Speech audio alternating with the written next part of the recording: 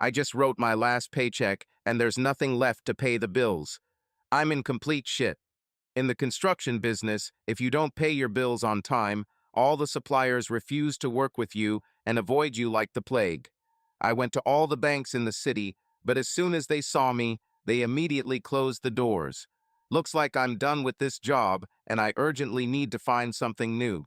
In my 34 years, I have never found myself in such a situation. I have always been successful and made good money. To my regret, I never finished college. I dropped out of school and started working for my father's construction company. Most people my age have had problems with their parents. I was probably luckier than others. My father was my hero and best friend. Since childhood, he took me with him to work, gave me small tasks and paid for them. He taught me everything I know about construction, and I love this profession. As I said before, my father was my hero. It is clear that we spent a lot of time outdoors. When we weren't working, we hunted and fished. That's when I started carrying weapons. When you're outdoors or on a construction site in Nevada, you encounter a lot of snakes, both those that crawl and those that walk on two legs. When I work, fish, or hunt, taking a Glock with me is as common as putting on boots. My father passed away suddenly 2 years after I started working with him. It was a terrible blow. For the first time in my life, I really didn't know what to do. I didn't have any plans. The company had no succession plan, and the bankers didn't trust me to run the business. After all my contacts with bankers, I began to have problems with self-confidence. Luckily, one of my father's competitors bought the company and offered me a job. It was there that I started dating the girl I had the longest relationship with, the boss's daughter, Beverly. I had no self-confidence, and I still don't understand how I managed to win Beverly.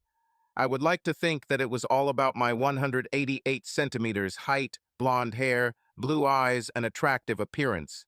But to be honest, the matter was completely different. I'm barely 183 centimeters, slightly above average in appearance, with mousy brown hair, brown eyes, and a phobia of first dates. I repeat again, how I was able to conquer Beverly, I will never know. Beverly was my biggest fan. She thought I rocked the moon for her. When her father didn't want to promote me, she called our competitors and told them about me. She was successful, and I moved on to a competitor.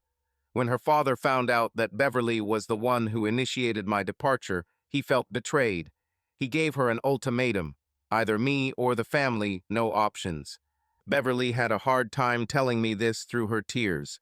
When I finally understood what she was saying, I told her that she had too much to lose by staying with me. If she stays, father will fight us every step of the way. She would lose the family trust, and most importantly, her family. I told her that if we were meant to be together, we would find each other again. No matter how painful it was better for her to stay with them and not with me. But I really missed Beverly. She was a lot of fun. We did everything together. Went to concerts, went to bars, danced, went to football matches, rode horses, walked, and much more. She was also an excellent poker player. And when it comes to sex, what can I say? I thought I knew about sex, but she actually taught me everything. Like I said, she was a real laugh and gave me my confidence back. You might be asking, if everything I say is true, why am I still single? As for relationships, I always take a long time. I'm terrible at reading signals of attraction and flirting, let alone doing it myself.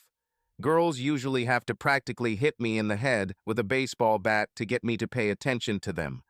During this time, I had several semi-serious relationships after Beverly, but none of them were as intense. I think their failure is my fault, perhaps due to my carelessness. Enough about my past, let's get back to the fact that I'm broke. My dad must have been looking down on me because after I wrote my last check, I got a call from someone I worked for a few years ago.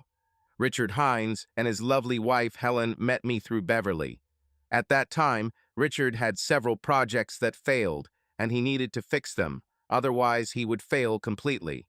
Beverly told Richard how I could work with suppliers to lower prices for her father's company. At that point, Richard had nothing to lose, so he hired me as a project manager. Luckily for me, the previous manager was a complete idiot. He apparently purchased everything at the prices quoted by the suppliers, and there was so much waste on the project that he suffered losses. You didn't have to be a MIT graduate to understand what the problem was. I also found a design change that didn't compromise the aesthetics but saved a lot of money. With all this in mind, I quickly got the project in order.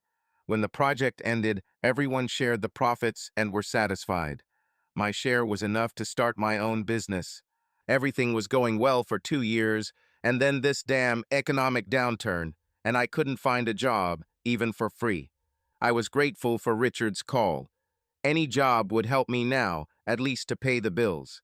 Early Monday morning, I was in Richard's office, studying the project and taking in what he had in mind for me. Eventually, the conversation turned to finances, and Richard picked up the phone and asked his secretary to call Amy into his office. He explained that Amy is the company's chief financial officer.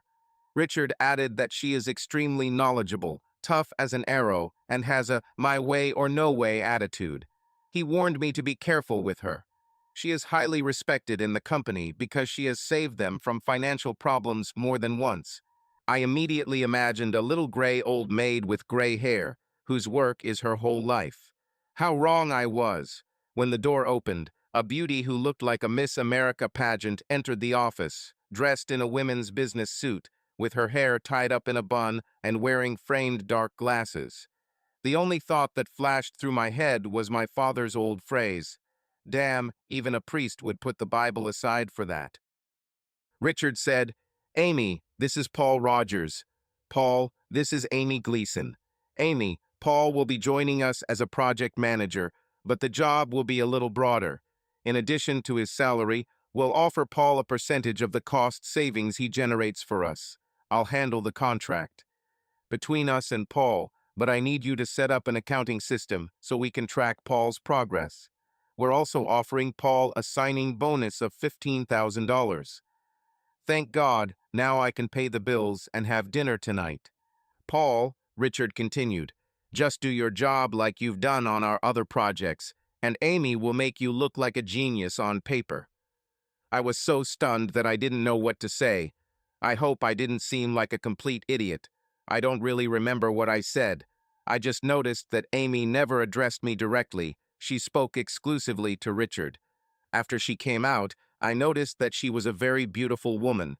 Richard agreed, but warned me not to create illusions that she was a real snow queen. Every man in the state tried to hit on her, but no one was successful.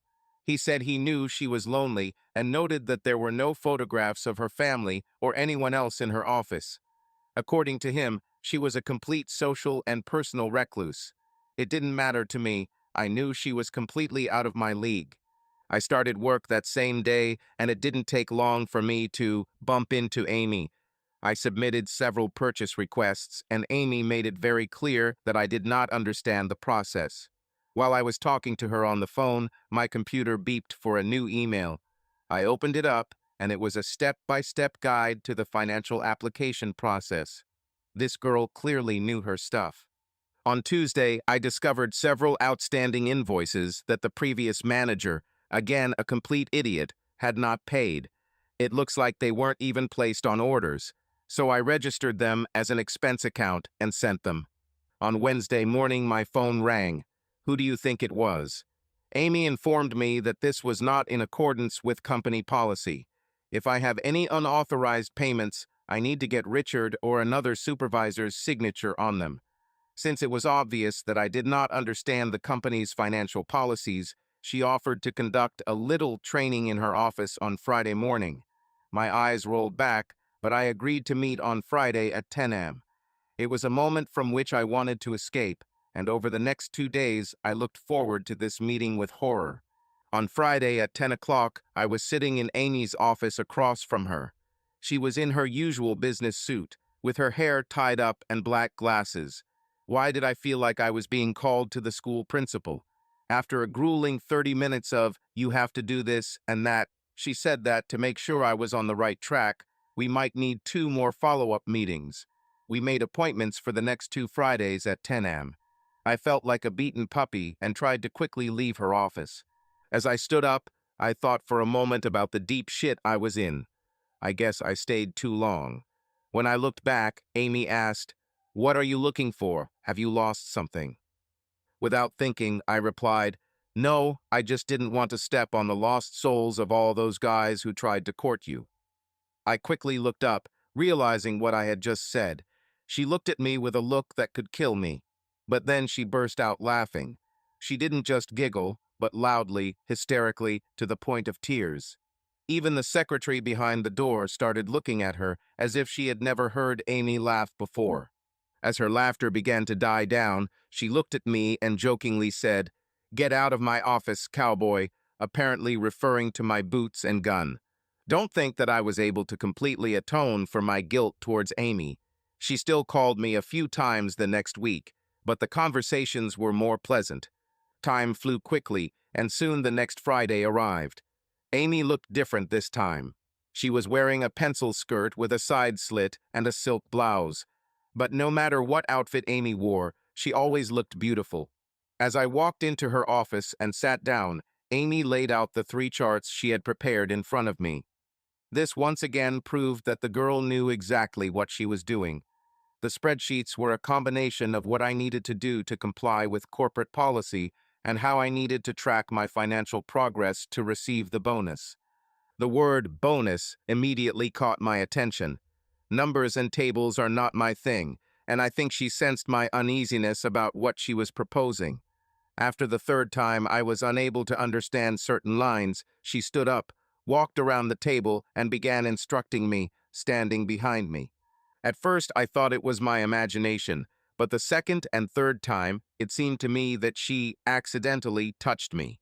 I'm sure she didn't do it consciously, but my imagination ran wild. In my number-clouded mind, I left her office, deciding that I would spend the weekend trying to make sense of her suggestions and dreaming about her breasts. The third week flew by. I called Amy myself a few times this week to make sure I was filling out the spreadsheets correctly. On Friday at 10 a.m., as usual, I was sitting in her office, completely confused. Why, you ask?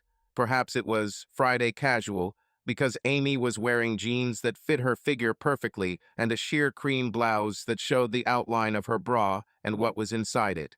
Damn, she looked stunning. As she sat at her desk and looked at the tables I presented, she simply commented, "You're a fast learner, little jumper." This comment relieved some of the tension, but it was not the most important event of the day. As I was about to leave, Amy walked up to me from the table. I stood at the door, and she told me to wait, saying that she forgot to give me some documents. She turned and leaned over the table to reach it. She turned around and asked, "What is it?" Caught. I was definitely looking at her butt. When she straightened up, I quickly said, "Nice jeans." Walking closer to me, she asked, "What about what's in them?" I replied, "I have no personal experience, but the word intoxicating comes to mind." Amy came close to me and said, "And?" I replied, "So what?" Slightly annoyed, Amy asked, "Are you going to ask me out or not, you idiot?" Confused, I muttered, "Would you like to go out with me sometime?" She replied, "Yes." Turning and returning to her desk, Amy said, "You can pick me up from the house at 6:30. I'll text you the address. Don't plan anything special. I won't have time to change." Completely dumbfounded, I couldn't think of anything to say. Amy waved her hand, indicating that I could go.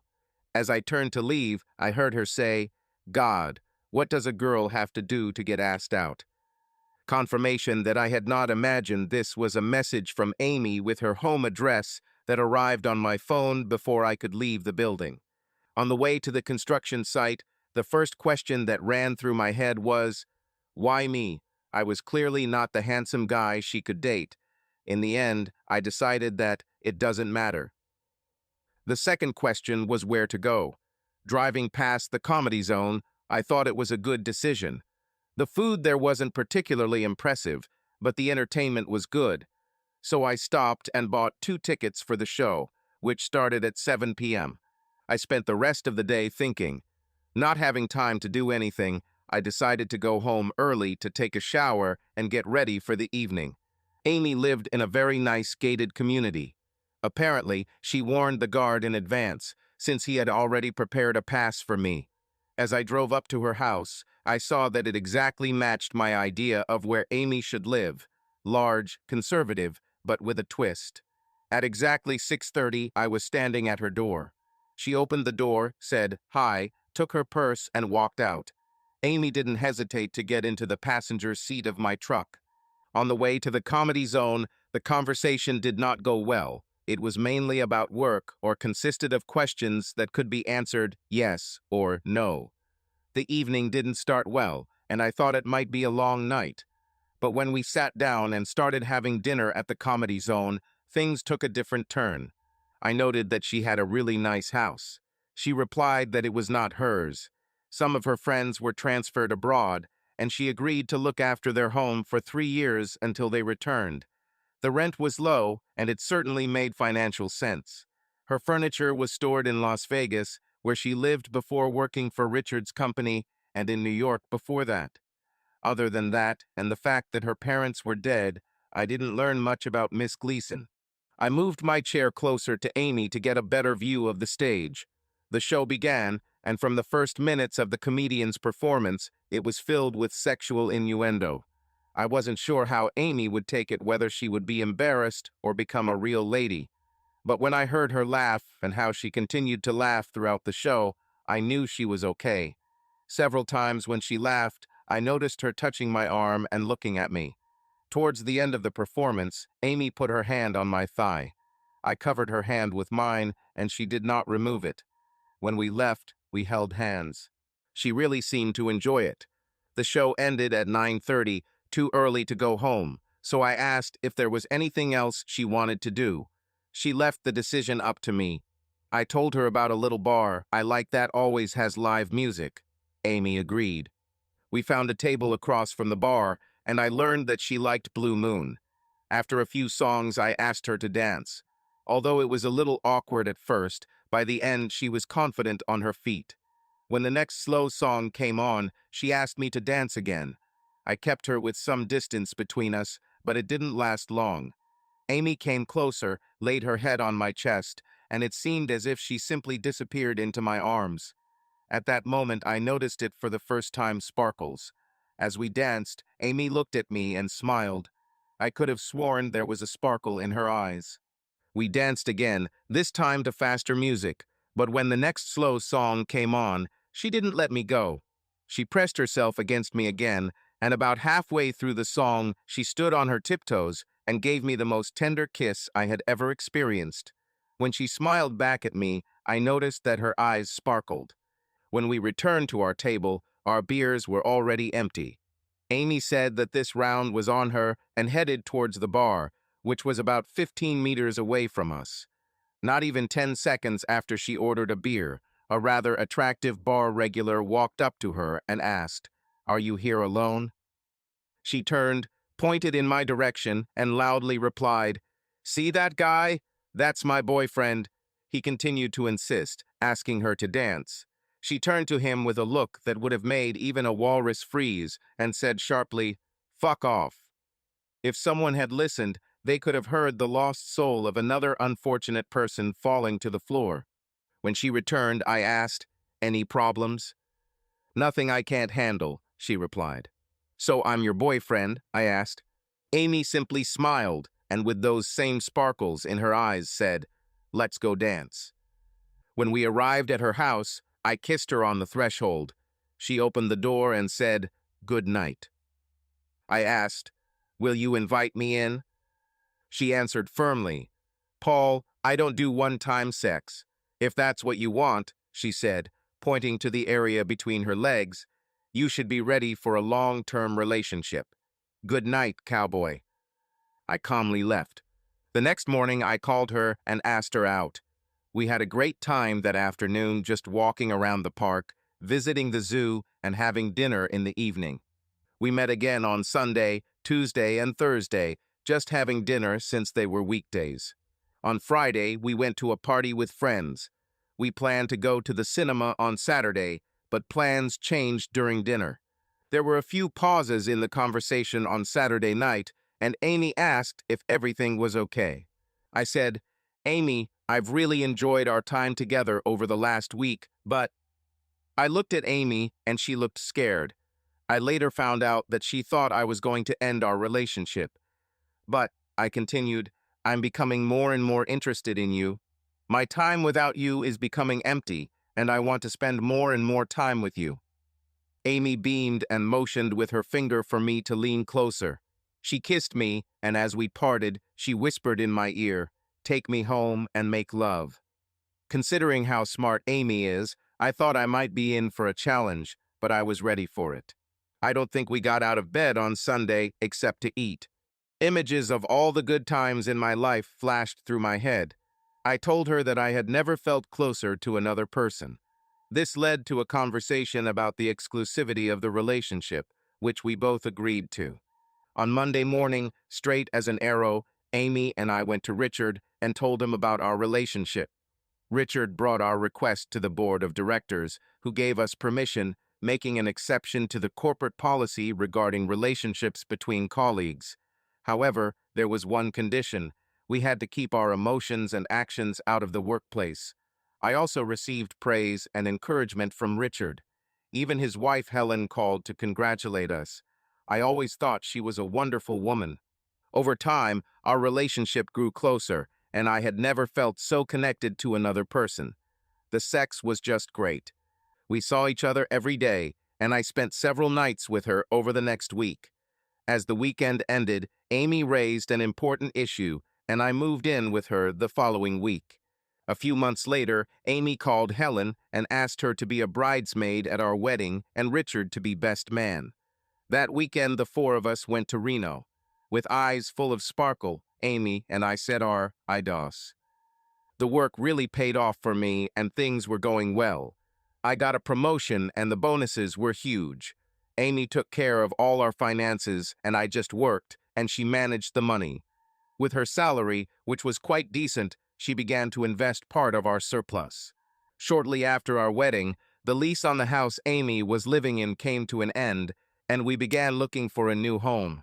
I asked her, "What kind of house do you want?"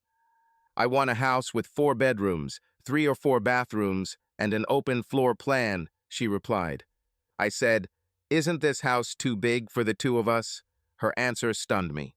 With eyes full of sparkles, she said, "I want to fill all these bedrooms with your children." I never thought about becoming a father, but remembering my father, I became truly inspired. In a casual conversation, I mentioned to Richard about house hunting. He said that one specimen had just appeared on the market near him that matched the description. Amy and I went to see it, and she loved it. The whole way home, our conversation was about the house and what she could do with it. I didn't want to drop my other shoe, but I finally said, "Honey, this house is worth $1,135,000. We'll never be able to afford it, especially if you get pregnant." She said these are her specialties and don't worry about me. We bought a house and somehow miraculously got financing. When we closed the deal, I noticed on the closing report that we had contributed $275,000. I thought we must be doing better than I thought and asked Amy about it after closing. She said that this was her kingdom and there was no need to worry. After we moved in, Helen called Amy and invited us to dinner, which was a nice break from unpacking boxes from Las Vegas. At dinner, Helen brought up the topic of children. Amy told her that we were considering the issue, but we really counted on her salary. Richard overheard the conversation and said that after all we had done for the company, he thought he could convince the board of directors to agree to Amy working from home.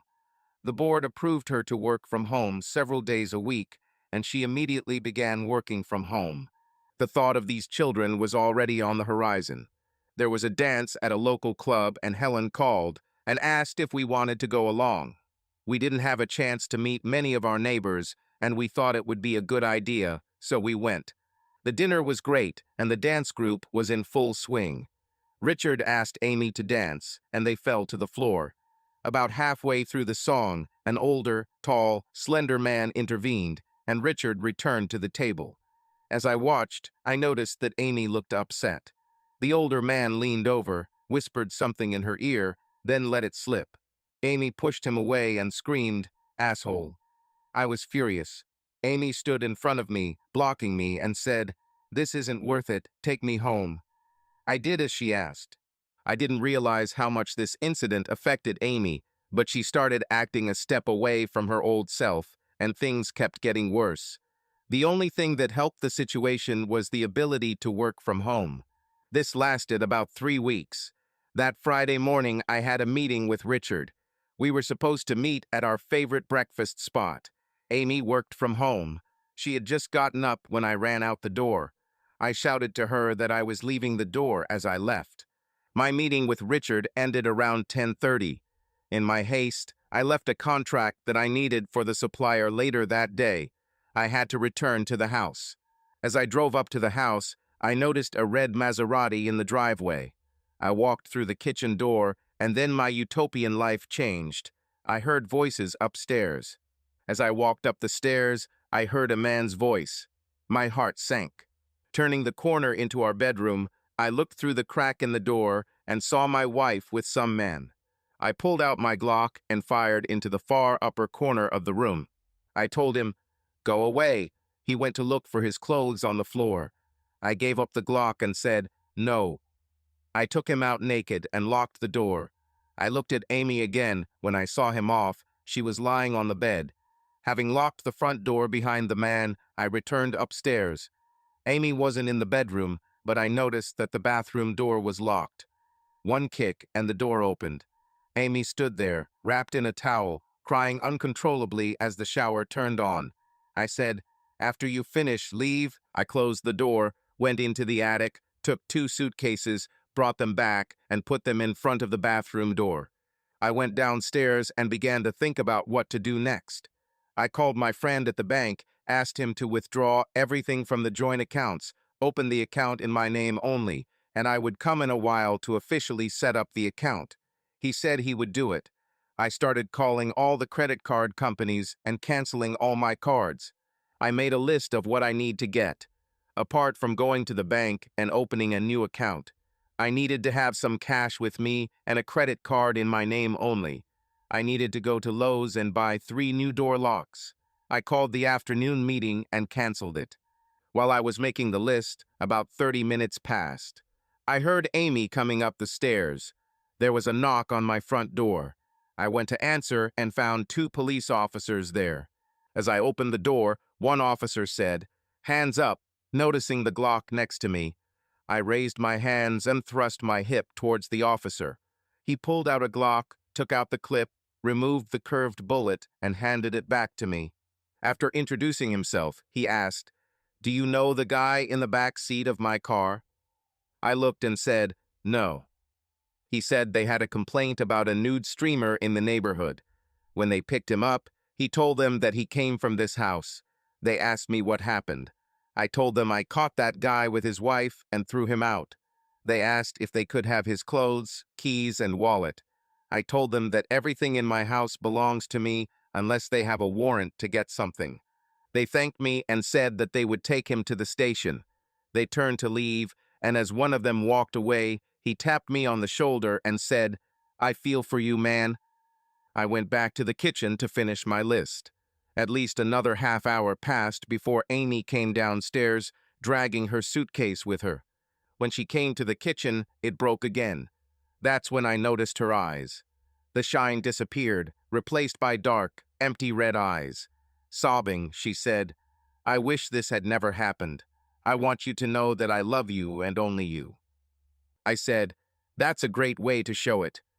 No pun intended. Now come out." This made her cry. Having calmed down a little, she put in front, I sealed the letter, and left the kitchen door to the garage. I haven't heard anything for a long time. I got up to check, and she was sitting in her car with her head on the steering wheel and crying. About 5 minutes later, I heard the car start and closed the garage door as she left.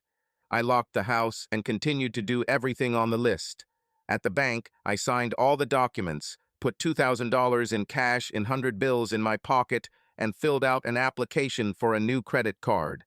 Then I went to Lowe's, bought locks, and on the way home, I made one of the most important stops. I stopped at a liquor store and bought 2 bottles of Wild Turkey 101. I changed the locks and realized the Maserati was still sitting in my driveway. I called a tow truck. While I was waiting for him, I went upstairs and took the keys out of his trouser pocket. I opened his car, lifted the hood, and then went back to the garage. I took a sledgehammer and poured out all my anger on his engine. It was the most expensive sex of his life. I collected his remaining clothes and, with the exception of his driver's license, burned everything in the fire pit in the backyard. The driver's license said his name was Finnegan Martin with an address in Las Vegas. Who the hell is Finnegan Martin? Finally, a tow truck arrived and took away this wreck. When I finished all the things on the list, I returned to the house and sat down at the kitchen table. I saw the letter, and then the realization of everything that had happened really hit me. I laid my head on the table and, for the first time in many years, burst into tears like a child. The next 36 hours passed in a blur. I remember going to the downstairs bathroom and mixing too many turkey cocktails, but that's where the memories end. Mostly I sat in the kitchen. Late Saturday night, I spent a long time staring at the fired cartridge in the middle of the table and the Glock lying next to me. It seemed to me that if I just shot myself, the pain would disappear. On Sunday around 2 a.m., in one of my lucid moments, I decided to read the letter. My dear Paul, the words sorry alone are not enough. This is much more than just an apology, because I understand the pain I have filled your life with and the devastation I am experiencing myself. I am absolutely heartbroken that I brought this into our marriage and that I was the one who dealt this blow. I know you may never speak to me again, so I want you to know how I feel. First of all, and most importantly, I love you more than life itself. I can't imagine a day without you. From our first meeting, I knew that you were the one and the only one for me. There are many things in my life that I never told you about and hoped that you would never know. Finn, who means absolutely nothing to me, is part of this dark past. I want you to know that it was never about you. You are the perfect, loving husband, more than one woman can deserve. You completely satisfy all my desires and needs. I always saw us growing old together. It's me and my dark past that brought this into our marriage, and for that I will never forgive myself. I have a desperate urge to tell you everything, but I know now is not the time. I hope you find it in your heart to give me a chance to explain myself. After this, I will accept any of your decisions about our life together. But there is one thing I want you to always remember. I love you with all my soul, heart, body, and mind. I can't bear the thought of life without you. Please give me a chance to explain. I love you, forever. Now, this email led to another round of drinks, and I was back into a turkey-drunken state. I must have fallen asleep. Helen called me around 8 a.m. She asked if she could come in. In my foggy head, I told her I was in the kitchen and for her to come through the kitchen door. I opened the garage. When Helen came in, I was still looking at the fired cartridge. The first thing she said was, "Paul, I can't talk to you while the gun is on the table. Give me the gun." I pushed it towards her, and she took it, putting it in her purse. She also threw the bottle of turkey in the trash. I said, "Amy isn't here. I don't know where she is, and frankly, I don't care." Helen replied, "I know Amy has been with me since Friday, and yes, you care. Now let's go upstairs."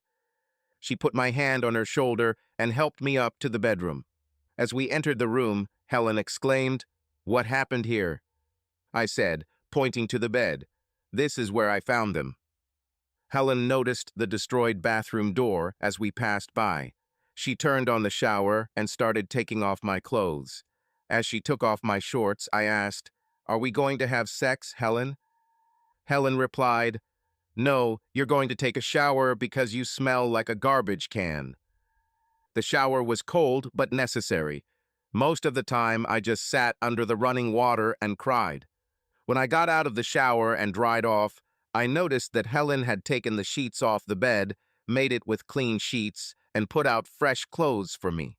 When I got dressed and returned to the kitchen, Helen was making coffee and cleaning up.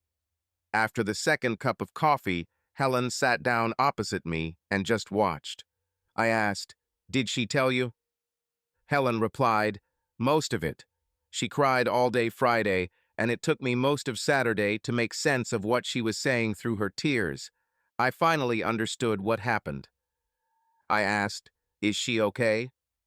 Helen replied, "Oh, dear Paul, no. Until you and her are together, she will never be okay."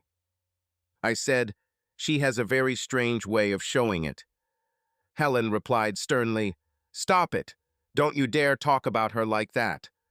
After a long pause, Helen asked, "Have you read the letter?" I answered, "Yes." She said, "Paul, you need to talk to her. There's a lot you don't know. There's a lot you need to find out. It'll never erase what happened, but you'll find out why. You need to know. You'll talk to her." I must admit, her letter piqued my interest, and I wanted to know what she was talking about. I thought, nothing can hurt me anymore, so why not? With my head down and a whisper, I said, "Yes, I'll talk to her." She said, "Okay, I'll send it now." A few minutes later, I heard Amy open the door. She timidly entered the kitchen, nervously fiddling with her hands. I motioned for her to sit down. Still sobbing, Amy said, "I don't even know where to start." I said, "Why don't you start with who he is?" "His name is Finnegan Finn Martin." I said, "Who the hell is Finn Martin?" Amy replied, "Finn Martin was. He sold sex to me to others." I thought nothing could hurt me anymore, but it hit me right in the face like a brick. My mouth opened, my ears began to ring, and I began to feel short of breath. Amy grabbed my hand and said, "I know what you're thinking, but please, please let me explain." I pulled my hand away, straightened up in my chair, and said, "Continue." She said, "I'll start from the beginning. My mother died unexpectedly. My father was a disabled Vietnam veteran. He took her death seriously. Before she died, he was drinking, but after that he began to drink even more. Sometimes he became very violent. My mother worked as a waitress, and after her death, we could not live only on his disability benefits, so I got a job as a waitress in the same restaurant where my mother worked. They probably took pity on me.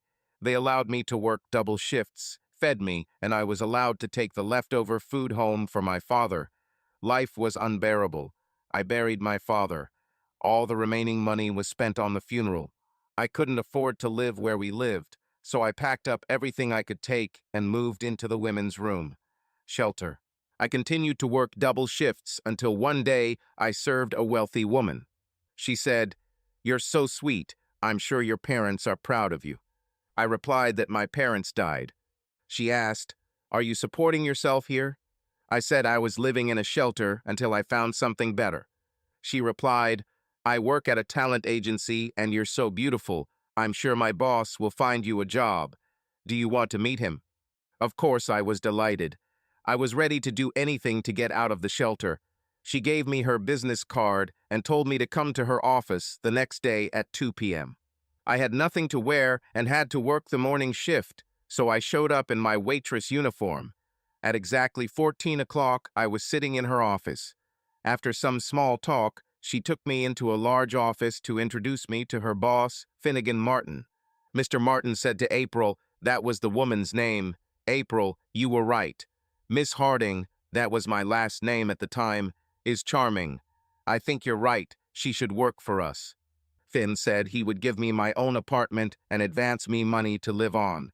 He'll ask April to help me buy new clothes because I couldn't meet their clients dressed like that. He provided the initial money for everything, and I could pay him back over time.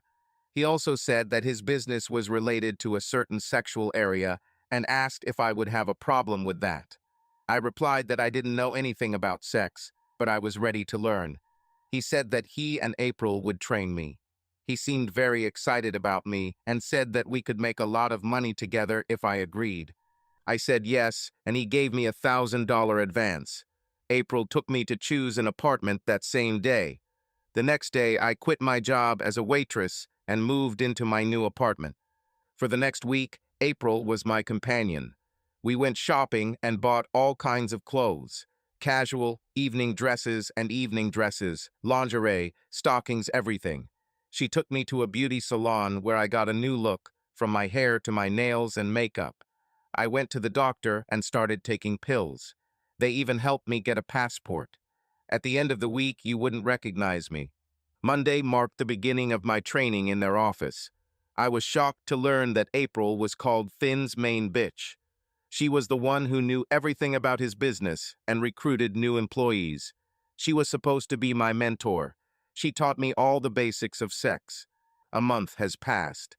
When they thought I was ready, Finn said he had my first job. He asked April to come home with me and pack my bag. She also had to accompany me to my first job. The next morning, I was at McCarran Private Airport in Las Vegas. After minimal security, we boarded a private Gulfstream jet and headed to Sudan. During the flight, April taught me the rules of etiquette when interacting with a member of the Sudanese royal family. When we arrived, we were taken to the most luxurious apartment I could imagine. We were served by servants who attended to our every need. A few hours after arriving, it was show time. April led me to the door of the Sheikh's room. I knocked, and he invited me in. I must say that at first he was gentle with me, but then he took it in full. We returned the next day. Upon arrival, Finn split the proceeds with me after deducting all expenses and returning his starting money. My share was $17,500. I was hooked. I was taught to suppress my emotions because they lead to problems. The essence of business is to get money, not pleasure, not love, not desires or affection. Finn started giving me task after task. I made a lot of money and made a lot of mistakes. Although we were in Las Vegas, we were not handling any conference clients. This is what street girls did.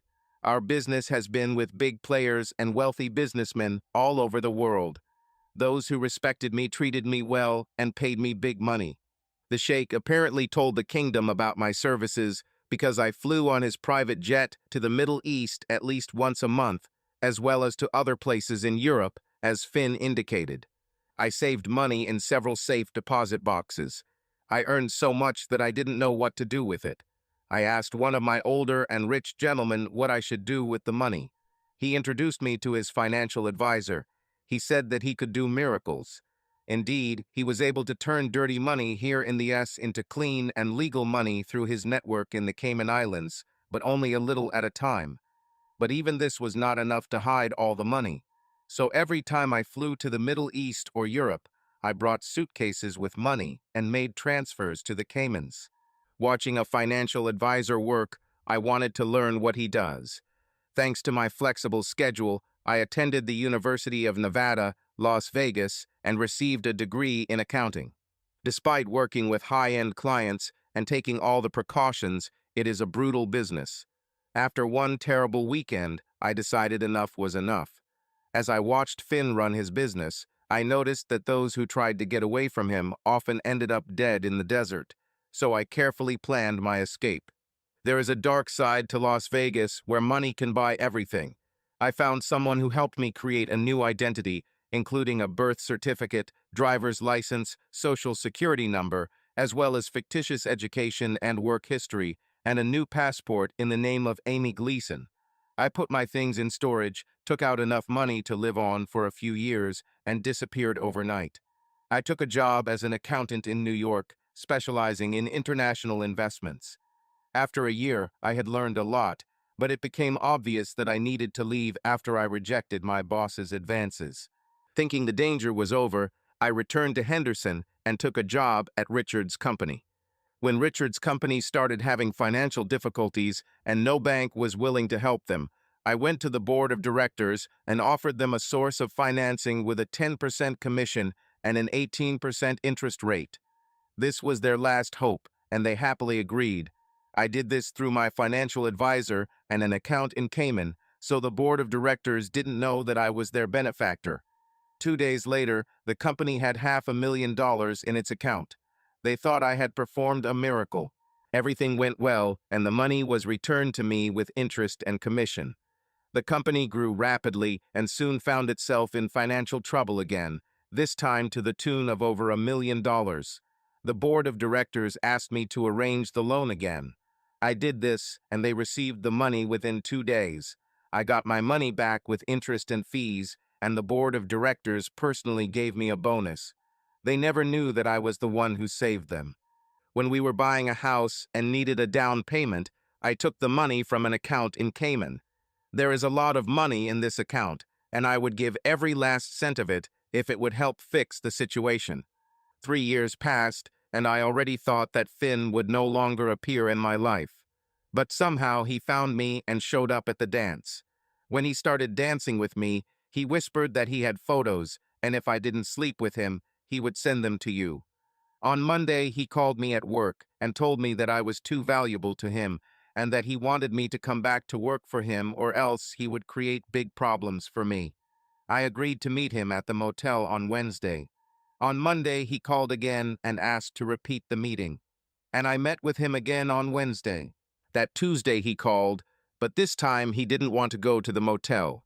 He wanted to sleep with me in our marital bed, hoping to break me and force me to return to him. I was amazed. I couldn't believe she was telling me all this.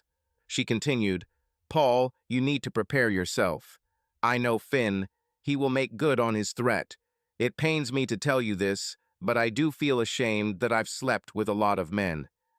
I asked, "Was what happened between us fake too?" She replied, "Oh no, my love. When you're in this business, you learn to suppress all emotions and feelings to keep your sanity. Most girls have addictions. I learned to suppress my emotions. Without emotions, it's just work. Without attachment and worries, just income. After I left Finn, I didn't have a single man until I met you. During this time, I regained my confidence and separated myself from my past. And then you came into my life. From our first meeting, I knew that you were the only one for me. That first time with you was the first time I could truly express my true emotions and desires. I am so emotionally attached to you that I would do anything to protect you and our marriage. I really love you." I sat in silence. There was too much to process. I ended up getting angry with her and asking her to leave. She left in tears.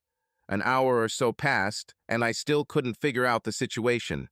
Helen called me again and asked if I could come over. Less than 5 minutes later, she walked through the door. She had a pack of beer in her hands. She sat down and opened 2 bottles. She said, "Okay, stop feeling sorry for yourself. Get your head out of your ass and let's figure it out. What's bothering you?" I replied, "Helen, it's strange, but I don't care about her past at all. It was all before me and was an eternity ago. I wish she would tell me. I think I could live with it. The only thing I see before my eyes, this is the scene in our bedroom." "So," Helen reasoned, "if someone knew you shot a person, or if you did something terrible, and they blackmailed you out of going to jail, would you pay?" "Yes, but this is different." Helen said, "No, not something else. Someone knew about a terrible episode in Amy's life, kept her in fear, and she was ready to do everything to keep this secret from being revealed. And now, if someone had kidnapped Amy, would you pay the ransom?" "Until today, yes, in the blink of an eye."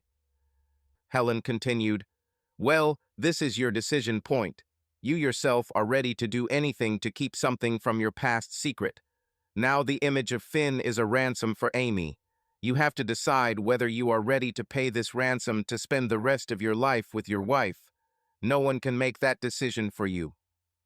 "Helen, would you do this?" I asked. "Oh, dear Paul, if it meant protecting my marriage or my children, I'd strip off in Times Square and give you half an hour to gather a crowd and watch me have sex. Think about it. Your future is on the line. And only you can decide your fate." I went home. "If you need anything, call." I thanked Helen and she left. God, what a day. What a weekend. The more I thought about what Helen said, the more it made sense. I knew that I really loved Amy, otherwise I would not have felt such strong emotions. Do I want to live my life without her? Can I get this image out of my head? I wrestled with these questions for hours. It was 6 p.m. on Sunday. I called Helen and asked her to tell Richard that I needed to take some personal time from work. I had a few things to take care of. Then I asked him to pass the phone to Amy. A quick hello came from the other end. I said, "I'm hungry. Do you want to eat?" She quickly replied, "Yes." I said I'd pick her up in a minute. When I arrived at Helen's, I didn't have to go out to get her. She ran out to my car. Her face was covered in red spots. She had no makeup on. Her eyes were tear-stained, and her hair was disheveled. Despite this, she was beautiful. We went to a restaurant that was located not far from our house. There were many pauses in the conversation, and sometimes there was silence at the table. We both tried to talk about something minor, but the huge elephant in the room was clearly getting in the way. Finally, I told her that we needed to find a lawyer on Monday morning. She immediately gasped and burst into tears, thinking it was for a divorce. After I calmed her down, I explained that Finn would never leave us alone, and he could ruin our reputation. The only way out is to fight it. I said I wasn't sure if we could repair our relationship, but for the sake of our future, we had to stop him. I asked her to write down everything she remembered about her relationship with Finn. She said she could do better. Although the information is outdated, she has a copy of April's hard drive on a flash drive, which is kept in a safe in Las Vegas, with details of Finn's activities. I think Amy was disappointed when I took her back to Helen, but I was completely exhausted that day. I returned home and slept well for the first time in 3 days.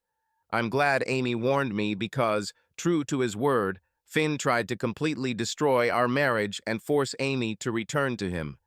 Monday morning, I received a large package from UPS. I opened it and saw only half of the first photo. It was Amy with a rather solid-looking man with dark skin. I took the package out to the backyard to the fire. I didn't even want to be tempted to look at the other photos.